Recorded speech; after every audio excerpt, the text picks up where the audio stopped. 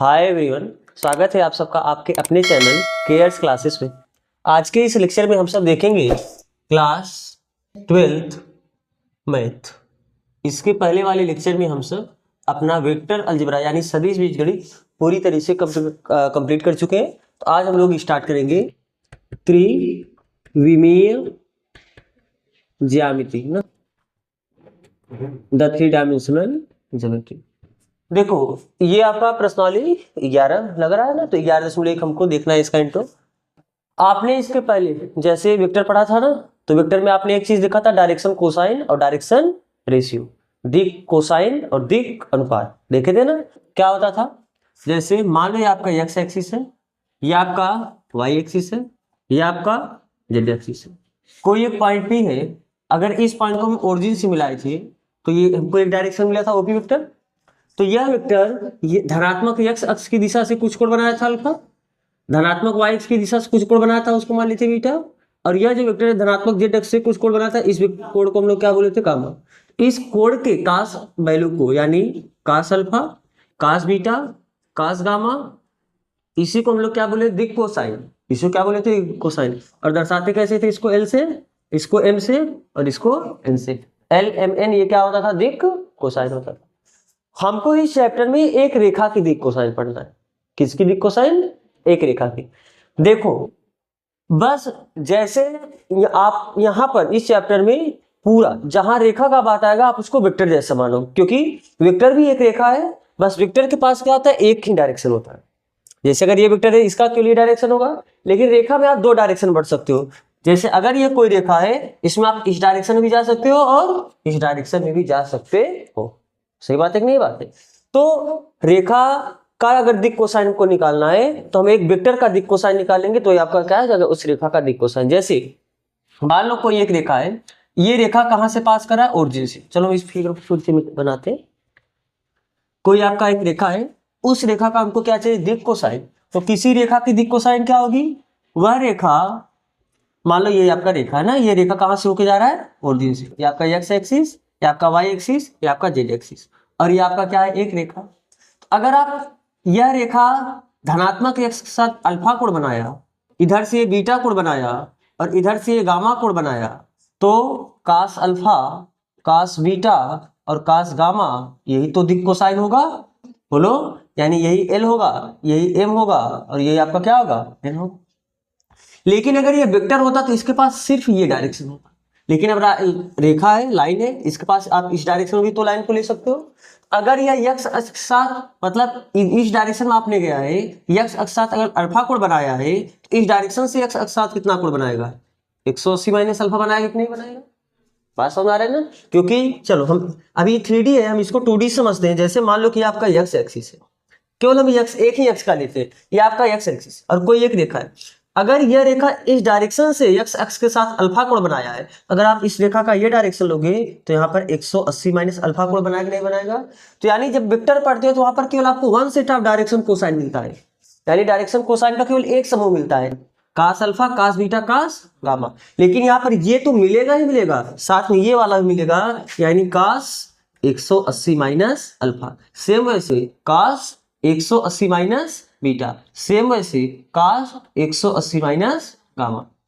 यानी ये क्या है, क्या आपको पता है, कास 180 माइनस थीटा को माइनस कास थीटा लिख सकते हो नहीं लिख सकते हो, कास 180 माइनस बीटा को माइनस कास बीटा लिख सकते हो नहीं लिख सकते हो, कास 180 माइनस गामा को माइनस कास गामा लिख सकते हो नहीं लिख सकते हो। तो यानी अगर आपको एक plus L plus M plus N मिला है, तो दूसरा आपको क्या, यही तो एल है, तो यानी माइनस एल माइनस एम और माइनस एन भी मिलेगा। यानी जब एक रेखा की बात आएगी, एक रेखा के लिए आपको दो डायरेक्शन कोसाइन का समूह मिलेगा, यानी two set of direction cosine आपको मिलेगा। बोले तो plus minus L, plus minus M और प्लस माइनस एन, यानी plus minus cos alpha, plus minus cos beta और प्लस माइनस कास गामा। समझ में आ रहा है ना। तो जैसे आप वेक्टर का दिक कोसाइन निकालते हो, वैसे आप रेखा का भी दिक कोसाइन निकाल सकते हो। बस वहां पर जो आप एक लिखते थे, यहाँ पर आपको दो सेट मिलेगा, यानी दो समूह मिलेगा। लेकिन हम लोग फिर भी अक्सर केवल प्लस वाला लिखेंगे, क्योंकि जब प्लस वाला लिखेंगे तो यह माना जाएगा उसका उसके संगत माइनस वाला भी होगा, तो हम लोग केवल एक ही लिखेंगे। लेकिन अगर लिखना होगा तो हम दोनों लिख सकते हैं। बात समझ आ रहा है कि नहीं समझ आ रहा है। अब आपने वहां पर पढ़ा है कि अगर आपको दिक् कोसाइन मिलेगा तो आप दिक् कोसाइन की सहायता से दिक् अनुपात कैसे बताते हो? दिक् अनुपात क्या होता है पता है? दिक् अनुपात क्या होता था? ऐसी तीन संख्याएं जो दिक् कोसाइन के साथ समान अनुपात में होती हैं, ऐसी संख्याओं को आपने दिक् अनुपात बोला है। ख्याल है ये चीज ना?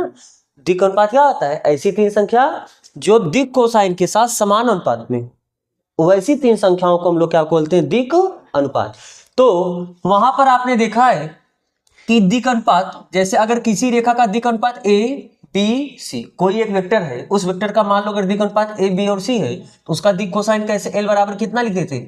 ए अपान अंडर रूट ए square plus B square plus सी स्क्वायर। ख्याल है? एम बराबर दूसरा दिक् कोसाइन कैसे लिखते थे? B upon root of A square plus B square plus C square. और तीसरा क्या लिखते थे? एन बराबर c upon root of A square plus B square plus C square. तो सेम ऐसे यहाँ पर भी है, अगर किसी भी रेखा का, वहां पर आपने एक वेक्टर का दिक् कोसाइन बोला है, दिक् अनुपात बोला है, यहाँ पर हम एक रेखा का दिक् कोसाइन और दिक् अनुपात बोलेंगे। अगर किसी रेखा का एक दिक् अनुपात ए बी सी है, उस रेखा का दिक् कोसाइन आप बता सकते हो कि नहीं बता सकते हो? ठीक है, तो चलो हम डिराइव करते हैं कैसे ये रिलेशन आपको मिलता है इसमें।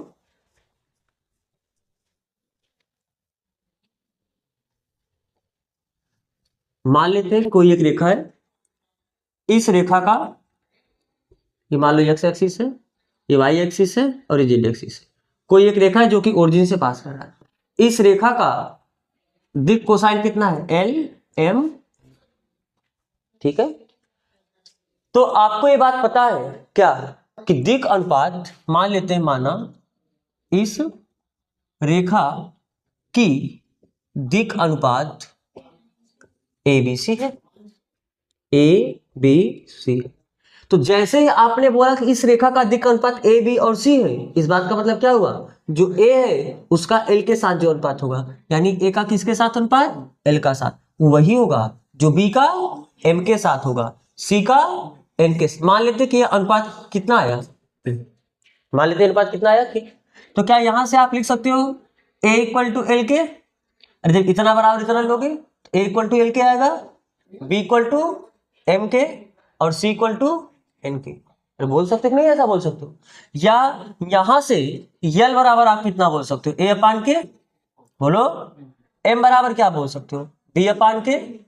और एन बराबर क्या बोल सकते हो? सी अपान के।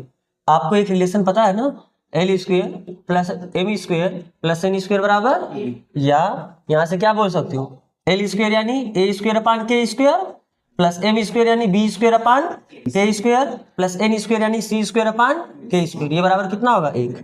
तो क्या a square plus B square plus C square upon के स्क्वायर बराबर कितना? 1। तो यहां से क्या आया? A square plus B square plus C square बराबर के स्क्वायर। के का वैल्यू क्या यहां से हम निकाल ले? क्यों, कैसे बताओ? के बराबर कितना होगा? स्क्वायर जगह के अंडर रूट हो जाएगा, लेकिन प्लस और माइनस के साथ। तो A square plus B square plus C square. अरे स्क्वायर इधर जाके इतने पूरे का अंडर रूट हो जाएगा और प्लस और माइनस के, हमको एल और एन चाहिए, तो बताओ यहां से बताओ। दिस इंप्लाइज दैट, इस पूरे को मान लेते हैं 1, इस पूरे को कितना मान लिया? समीकरण नंबर 1। तो समीकरण 1 से एल बराबर बताओ कितना हो जाएगा? ए अपान के, और के का वैल्यू कितना मिला? तो प्लस माइनस ऊपर लिख देते हैं, और root of A square plus B square plus C square. M बराबर सेम ऐसे, एम बराबर बी अपान, यानी बी अपान के, और के का वैल्यू कितना है? प्लस माइनस अंडर रूट ए square plus B square plus सी स्क्वायर। और इसी प्रकार एन बराबर क्या लिख सकते हो? Plus minus C upon root of A square plus B square plus. तो यहाँ पर आपको एल एम एन देखो दो मिले, प्लस माइनस, इसका मतलब क्या? 2 सेट मिलेगा, एक प्लस वाला मिलेगा तो एक उसका माइनस वाला भी मिलेगा। बात समझ आ रहा है ना? ये रिलेशन आप पहले से ही जानते हो ना। तो आपको अगर ये कॉपी करना है आप इसे कॉपी करो, वरना ये सब कुछ वही जो आप पहले पढ़ के आए, तो आप इसे कॉपी कर चुके होंगे। अब क्या वहां पर आपने दो बिंदु को मिलाने वाली रेखा का दिक् कोसाइन और दिक् अनुपात पढ़ा है कि नहीं पढ़ा है? बोलो। जैसे मान लो कोई एक रेखा है, सॉरी कोई दो बिंदु है, एक बिंदु है ए और एक बिंदु है बी। इस बिंदु का निर्देशांक है x1, y1, z1। इस बिंदु का निर्देशांक कितना है? x2, y2, z2। तो जब आपने ए से बी को मिलाया था तो वेक्टर ए बी बराबर कैसे लिखे थे? फाइनल माइनस इनिशियल किए थे, यानी x2 minus x1 I cap plus y2 minus y1 J cap plus z2 minus z1 K cap. लिखे थे कि नहीं लिखे थे? लेकिन जब रेखा की बात आएगी तो आप ए से बी नहीं, बी से ए की तरफ भी चल सकते हो, यानी आपको इसी के संगत बी ए वेक्टर भी मिलेगा। तो बी ए वेक्टर कितना हो जाएगा, x1 माइनस x2 आई के। अरे फाइनल माइनस इनिशियल करना है ना, तो अब ये फाइनल हुआ, ये इनिशियल हुआ। फिर ऐसे y1 minus y2 J cap plus z1 minus z2 K cap. तो अगर इस वेक्टर का यानी वेक्टर ए बी का दिक को आपको पता है कि जब आप वेक्टर ए बराबर मान लो चलो ऐसा है 2i cap plus 3j cap plus 4k cap, तो बताओ इस वेक्टर का ये एक दिक अनुपात होता था कि नहीं होता था? ये जो नंबर होता है ये एक दिक अनुपात है, और जब आपको दिक अनुपात पढ़ा दिक कोसाइन भी निकालना आपने सीखा ही। तो अगर किसी वेक्टर का ये जो i cap j cap k cap का गुणांक होता है वो अगर दिक अनुपात होता है, तो अगर ए बी वेक्टर का दिक अनुपात पूछता तो क्या x2 minus x1 y2 minus y1 z2 minus z1 एक दिक अनुपात होता कि नहीं होता? तो अगर इस रेखा का दिक अनुपात पूछेगा यानी रेखा ए बी का दिक अनुपात क्या हो जाएगा बताओ, x2 माइनस x1 कामा y2 माइनस y1 कामा z2 माइनस, और सिर्फ यही नहीं होगा ए बी, अगर जब आप इसको रेखा बोले हो तो आप इधर से इधर भी जा सकते हो, इधर से इधर भी जा सकते हो, यानी ये भी मिलेगा, और साथ में x1 minus x2 y1 minus y2 और z1 माइनस z2 भी मिलेगा। लेकिन हमको लिखना होगा तो हम केवल ये लिखेंगे, क्योंकि अगर हम ये लिख दिए तो उसका निगेटिव भी अपने आप माना जाएगा। बात समझ में आ रहा है ना? जब रेखा का बात आएगा तो अपने आप उसका निगेटिव भी होगा। तो अगर ये दिक अनुपात मिला यानी x2 माइनस x1 ये आपका a हुआ, ये आपका b हुआ और ये आपका c हुआ। तो अगर इस रेखा का दिक कोसाइन पूछे तो क्या बताओगे? रेखा ए बी की दिक कोसाइन, दिक कोसाइन यानी direction ratio, direction cosine, sorry दिक कोसाइन मतलब डायरेक्शन कोसाइन। तो आपको पता है ना a upon under root A square plus B square, यानी हम क्या बोल सकते हो x2 minus x1 upon A B, फिर y2 minus y1 upon A B और z2 minus z1 upon A B. अब ए बी का मतलब क्या है, जहां ए बी कितने की जगह है under root x2 minus x1 का square plus y2 minus y1 का square plus z2 minus z1 का स्क्वायर। ख्याल है? तो ये सब चीज आप पहली बार पढ़ रहे हो क्या? वेक्टर में पूरा पढ़ के आए नहीं पढ़ गए? जब रेखा का बात आएगा बस इतना याद रखना, आपको 2 सेट मिलेगा। वेक्टर में केवल आपको 1 सेट ऑफ डायरेक्शन कोसाइन मिलते थे, लेकिन यहाँ पर 2 सेट ऑफ डायरेक्शन कोसाइन इतना मिला है, और साथ में इसका निगेटिव भी मिले। तो ये है क्या, 2 बिंदुओं को मिलाने वाली रेखा का दिक अनुपात और दिक कोसाइन। और यहाँ पर बस आपने 2 बिंदुओं को मिलाया ना, तो आप यहाँ पर हेडिंग बना सकते हो क्या, 2 बिंदुओं को मिलाने वाली रेखा का क्या दिक अनुपात। तो दिक अनुपात निकालना तो बस आप उसको वेक्टर फॉर्म बनाओ, वेक्टर फॉर्म बनाने के बाद जो कोफिशिएंट होगा वही उसका क्या हो जाएगा, दिक अनुपात। तो रेखा का है तो पहले उसके क्या बना लेंगे, वेक्टर। तो जब वेक्टर का हम सब कुछ जानते हैं तो वेक्टर का हम बता देंगे। समझ में आ रहा है ना? तो आपको ये कॉपी करना, कॉपी करो, फिर हम इस चलते इसके एग्जाम्पल। उदाहरण नंबर 1, उदाहरण नंबर 1 में क्या बोला है, एग्जाम्पल फर्स्ट, यदि एक रेखा x, y तथा z अक्षों की धनात्मक दिशा के साथ क्रमशः 90 अंश, 60 अंश तथा 30 अंश का कोण बनाती है तो दिक कोसाइन ज्ञात कीजिए। आपको अल्फा बीटा गामा दिया है, दिक cosine cos alpha cos beta cos gamma पूछा है, तो आप लिखो क्या दिया है, क्या दिया है, अल्फा बराबर कितना, अल्फा क्या था x के साथ कोण बना 90 अंश, बीटा क्या था y के साथ कितना कोण बना है 60 अंश, और गामा क्या होता है z के साथ बना कोण यानी कितना हुआ 30। आपसे क्या पूछिया, L पूछा, M पूछा, N पूछा। तो L होता क्या है, L बराबर कास अल्फा, M बराबर कास बीटा और N बराबर कास गामा। तो कास 90 अंश यानी 0 हुआ, कास 60 अंश यानी 1/2 और कास 30 अंश अंडर रूट 3/2। इसका क्या हो गया दिक कोसाइन, यानी आप एक लाइन नीचे कमेंट कर सकते हो, अतः उस रेखा की दिक कोसाइन,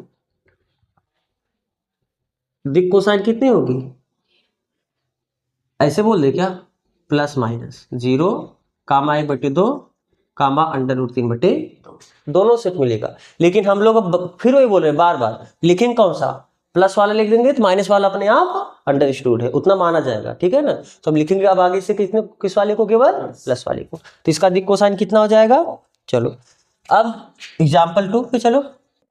एग्जाम्पल 2 में क्या बोला है, यदि एक रेखा के दिक् अनुपात, अब दिक् अनुपात को ए बी सी से दर्शाते हो ना, आपको दिया है ए बी सी, तो बताओ पहला दिक् अनुपात 2, दूसरा दिक् अनुपात -1, तीसरा दिक् अनुपात -2, इसकी दिक् कोसाइन ज्ञात कीजिए। लो दिक् कोसाइन यानी एल पूछा है, तो आपको पता है ना, चूंकि एल बराबर कैसे a/√a² plus b² plus c²। अभी आपने देखा था प्लस माइनस होता है, लेकिन हम लोग को केवल प्लस वाला लिखेंगे ना, तो माइनस वाला अपने आप माना जाएगा। तो a कितना है 2/√2 का स्क्वायर प्लस -1 का स्क्वायर प्लस -2 का स्क्वायर, तो 2/√4 प्लस 1 प्लस 4, 4 4 8 कितना, यानी 2/3, 9 का √3। फिर ऐसे m बताओगे, m क्या होगा b/√a² plus b² plus c², तो b का वैल्यू कितना है -1 बटे फिर वही 3 आने वाला है क्या, और ऐसे n बता सकते हो कितना, n क्या होगा c/√a² plus b² plus c², तो -2 ये तो हल करोगे वही 3 ही आएगा, आप पूरा कर लेना ना। चलो तो उसका दिक् कोसाइन कितना आ जाएगा 2/3 कामा -1/3 कामा -2/3। अगला क्वेश्चन कह रहा है कि दो बिंदुओं, चलो पहले आप इतना कॉपी करो फिर देखें, तो आप कॉपी कर चुके होंगे।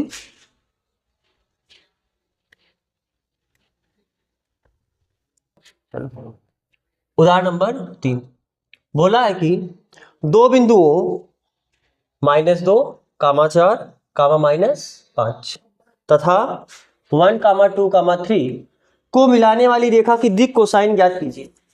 अब बताओ, अभी आपने देखा ना, दो बिंदुओं को मिलाने वाली रेखा का दिक् अनुपात आप बता पाओगे, जब दिक् अनुपात पता चलेगा दिक् कोसाइन बताइए। तो मान लेते हैं कि इस बिंदु को ए और इस बिंदु को बी, हम लिख देंगे दिया है ए तथा बी दो बिंदु, तो आपको क्या पूछा, इन दोनों बिंदुओं को मिलाने वाली रेखा का दिक् कोसाइन पूछा है, तो दिक् कोसाइन पहले नहीं बता, पहले आप दिक् अनुपात निकालोगे ना, तो आप लिखो क्या, रेखा या बिंदु ए तथा बी को मिलाने वाली, थोड़ा अच्छे से लिख दो, बिंदु ए तथा बिंदु बी को मिलाने वाली रेखा का दिक् अनुपात, पहले दिक् अनुपात पता करो तब दिक् कोसाइन बता पाओगे ना। तो दिक् अनुपात यानी ए कैसे निकालोगे 1 - -2, यानी नहीं यहाँ पर आई कब जे कब नहीं चलता है, अरे दिक् अनुपात ए होता है, बी होता है, सी होता है, इसमें से इसको घटाओगे पहला दिक् अनुपात मिलेगा, इसमें से इसको घटाओगे दूसरा दिक् अनुपात मिलेगा, इसमें से इसको घटाओगे तीसरा दिक् अनुपात, अरे a1 - a2 b1 - b2 c1 - c2, तो कितना 1 - -2 और इसके लिए 2 - 4 और उसके लिए 3 - -5, यानी कितना हुआ 3 - 2 और ये कितना हुआ, तो दिक् अनुपात पता चला, तो सबको दिक् कोसाइन, तो माना उस रेखा की दिक् कोसाइन कितनी है L M तथा N है, तो दिस इंप्लाइज दैट L बराबर a/√a² plus b² plus c², M बराबर b/√a² plus b² plus c² और N बराबर c/√a² plus b² plus c²। हाँ, तो सबसे पहले जब भी आपको दो बिंदु होगा तो आप सबसे पहले दिक् अनुपात निकालोगे, दिक् कोसाइन डायरेक्ट नहीं बताना।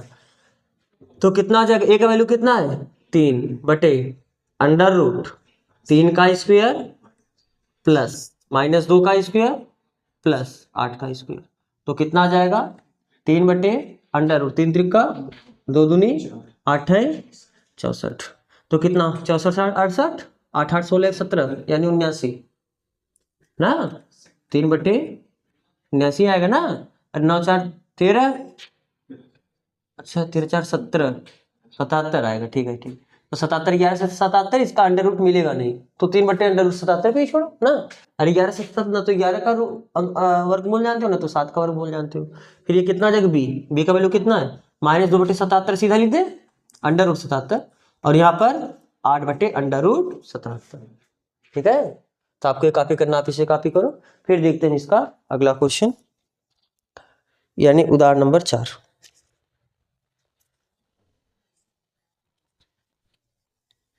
उदाहरण नंबर 4 में क्या बोला है, यक्स और यक्स वाई और जेड अक्षों की दिक् कोसाइन ज्ञात कीजिए।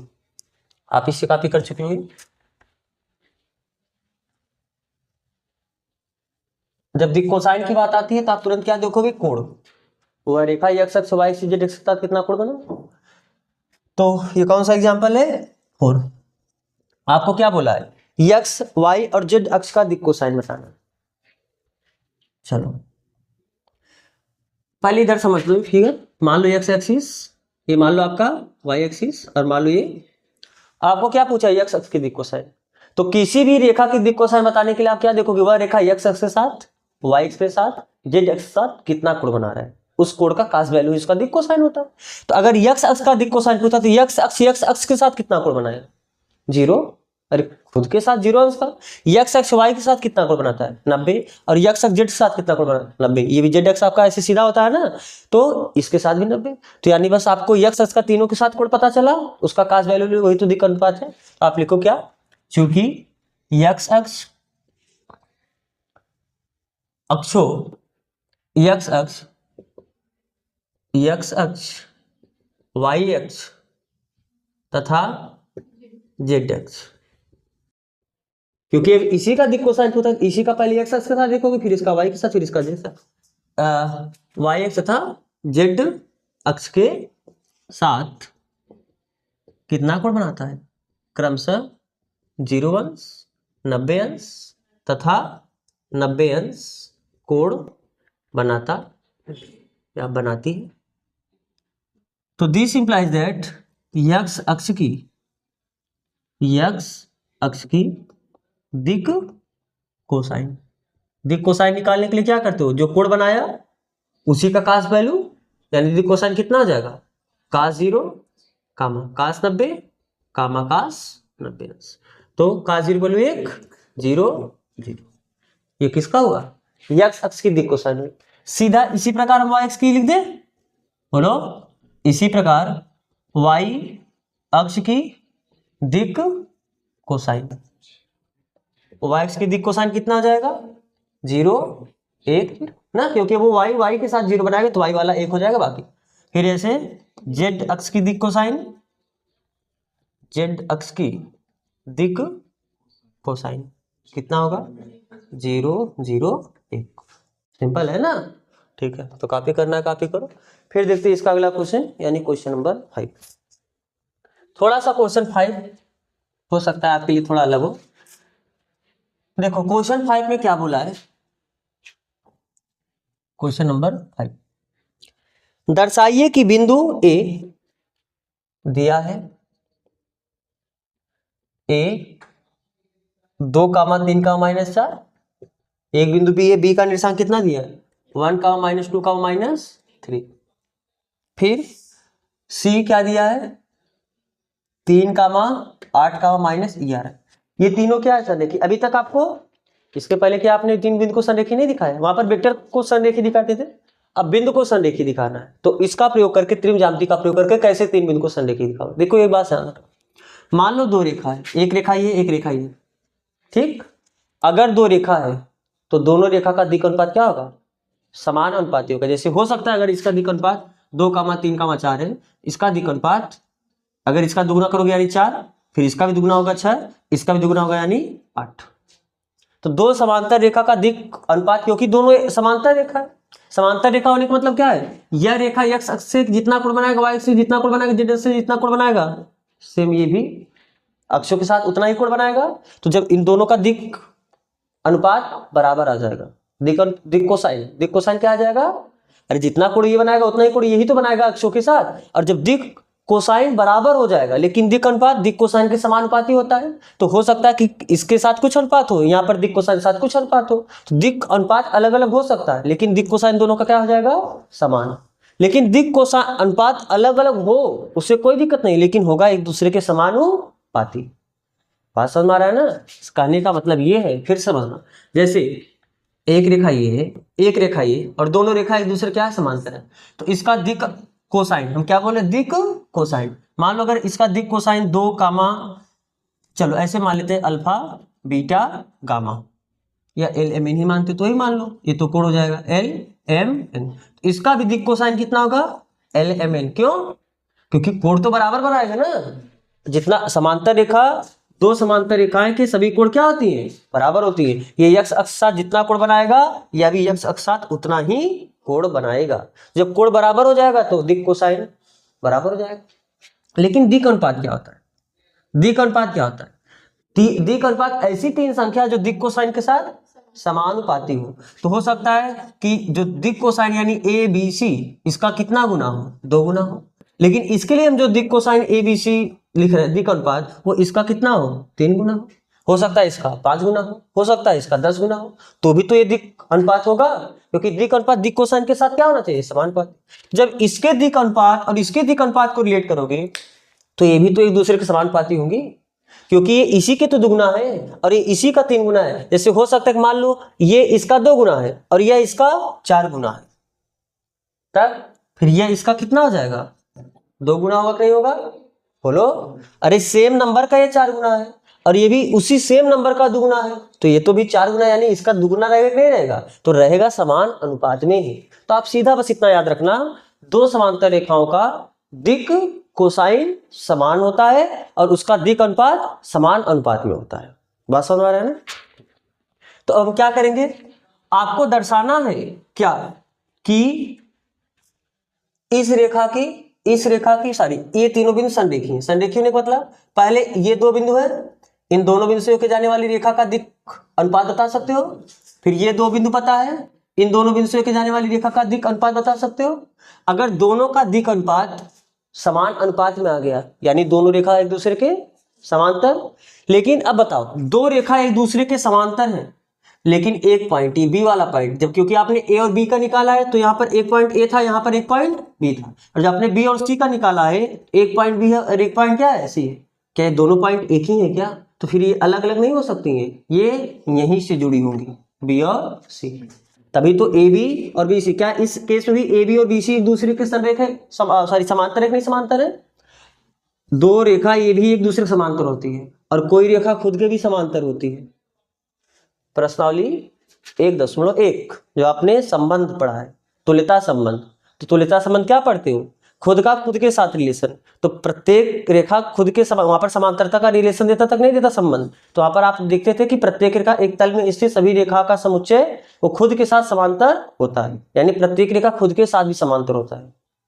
समझ में आ रहा है कि नहीं समझ में आ रहा है? तो आप ये मत सोचना कि समांतर का मतलब 2 रेखा होना चाहिए, हर रेखा खुद के भी समांतर होती है। तो 2 रेखा समांतर है, तो अगर 2 रेखा समांतर है तो उनके दिक् अनुपात एक ही अनुपात में आएंगे। लेकिन यहाँ पर ये बी पॉइंट क्या है कॉमन है, बी पॉइंट कॉमन होने का मतलब फिर 2 अलग अलग नहीं होगा, दोनों रेखा एक ही होगा। अब देखो जब दोनों रेखा एक ही हो गया तो ए बी बी सी के समांतर भी हो गया, क्योंकि यही तो रेखा है, कोई रेखा खुद के समांतर भी होता है और साथ में दिक् अनुपात बराबर आ रही है। इसी बात का तो प्रूफ है, दोनों एक दूसरे के समांतर है और एक पॉइंट कॉमन हो गया, यानी दोनों अलग अलग रेखा न होकर दोनों एक ही रेखा हो जाएगा। और जैसे तीनों पॉइंट एक ही रेखा पाए, यही तो संरेख का कंडीशन होता है। तो सबसे पहले हम क्या दिखाएंगे, ए बी का दिक् अनुपात निकालेंगे, फिर बी सी का दिक् अनुपात निकालेंगे और दिखाएंगे दोनों का। यहाँ पर ए सी का नहीं निकालना, यहाँ पर केवल ए बी का निकालो बी सी का निकालो और दिखा दो दोनों एक दूसरे के साथ समान अनुपात में। कैसे? चलो, बिंदु ए और बी को मिलाने वाली रेखा का, बिंदु ए और बी को मिलाने वाली रेखा का दिक् अनुपात कितना हो जाएगा? 1 - 2 कामा -2 -3 कामा 3 -4, यानी -1 -5 और माइनस प्लस। अब बी और सी को मिलाने वाला बताओ, बिंदु बी और सी को मिलाने वाली रेखा का दिक् अनुपात कितना हो जाएगा? 3 - 1 कामा 8 -2 कामा -11 और -11 का -3, तो कितना आया? 2 10 और -14, ये इसका दुगुना हुआ लेकिन -2 गुना हुआ ना। तो हम इसको, चलो हम इसको कर देते हैं A1 कामा B1 कामा C1, कोष्ठक लिख देंगे माना। और ये जो आया इसको हम क्या बोल देते हैं, A2 कामा B2 कामा C2, इसको भी कह देते हैं मान। तो यहाँ पर आप बताओ A1 का A2 के साथ अनुपात लो, -1/2 आया। फिर B1 का B2 के साथ अनुपात लो, -5/10, यही -1/2 आया। फिर C1 का C2 के साथ अनुपात लो, 7/-14, ये -1/2, चूंकि समान अनुपात में आया। तो समान अनुपात में आने का मतलब क्या हुआ, AB और BC एक दूसरे के समांतर है। अभी आप समांतर बोल पाओगे, क्या बोल पाओगे, समांतर। तो आप बोलो क्या, चूंकि रेखा AB का दिक् अनुपात रेखा BC के दिक् अनुपात के क्या है, समानुपाती है। अतः रेखा AB और BC एक दूसरे के समांतर है। लेकिन हमको ये तो प्रूफ ही नहीं करना, हमको प्रूफ करना है तीनों बिंदु क्या है, सन्निहित। तो अभी इतने निष्कर्ष से हमको ये पता चला कि जो AB है यह BC के क्या है, समांतर है। लेकिन B पॉइंट तो कॉमन है, B पॉइंट दोनों में उभयनिष्ठ है। तो ये कब संभव है, जब तीनों एक ही लाइन में आ जाए, A B C। देखो जब तीनों एक ही लाइन में आ जाएगा तो AB BC के समांतर भी हो जाएगा। तो दो रेखा एक दूसरे के समांतर हो और दोनों का एक ही पॉइंट कॉमन हो, यानी ये पॉइंट उसी के आगे कंटिन्यू होगा कि नहीं होगा। हम लिखेंगे क्या कि चूंकि बिंदु B दोनों रेखा का कौन सा बिंदु है, उभयनिष्ठ बिंदु है।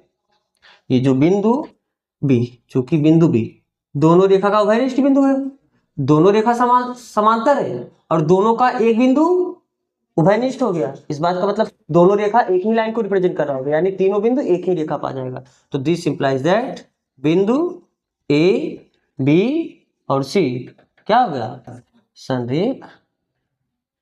बात समझ आ रहा है ना, दो रेखा का दिक् अनुपात समानुपाती, इस बात का मतलब क्या है, दोनों रेखा एक दूसरे के समांतर है। संरेख बिंदु होता है, संरेख रेखा नहीं होता है, बिंदुएं संरेख होती हैं। हम क्या बोले, फिर से एक बार सुनना, एक रेखा है AB और एक रेखा है CD। अगर इसका दिक् अनुपात और इसका दिक् अनुपात समानुपाती है, यानी दोनों एक दूसरे क्या हुआ, समांतर। लेकिन अगर इसका एक पॉइंट, दोनों का एक पॉइंट ही है और इसका भी 2 पॉइंट है, अगर इन दोनों में कोई एक पॉइंट कॉमन आ गया, इस बात का मतलब क्या हुआ, फिर ये अलग अलग ना होके एक ही रेखा को रिप्रेजेंट करना होगा। क्योंकि एक पॉइंट कॉमन है, बताओ कैसे, दूर दूर बनाओगे समांतर तो कैसे एक पॉइंट कॉमन होगा। अगर B और C वाला कॉमन हो गया तो फिर चलो यही C हुआ और यही पॉइंट आपका D हुआ।